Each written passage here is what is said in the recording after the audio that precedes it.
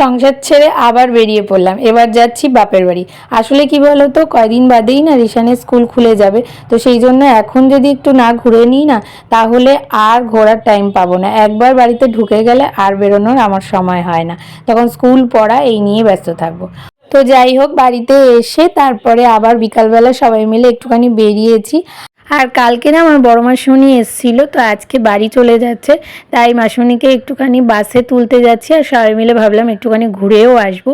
আর এদিকে রিশান টিশানকে দেখো, ওদের তো আনন্দের শেষ নেই, দুজনে আবার একসাথেও হয়েছে। তো এই যে মাসুনি বাসে উঠে গেল, আর আমি না মধ্যবিত্ত ঘরের মেয়ে, আবার মধ্যবিত্ত ঘরের বউ, এই জন্য আমি যেমন শপিং মল থেকে কেনা জামা কাপড়ও পরতে পারি, আবার এরকম ফুটপাথ থেকে কেনা জামা কাপড়ও পরতে পারি, আমার তাতে কোনো অসুবিধা হয় না। তাই এখান থেকে আমি প্রায় কুর্তি কিনে নিয়ে যাই, কিন্তু আজকে কোনো পছন্দের কুর্তি পেলাম না, তার জন্য রিশান টিশানের জন্য কিছু হাফ প্যান্ট গেঞ্জি কিনে বাড়ি চলে আসলাম।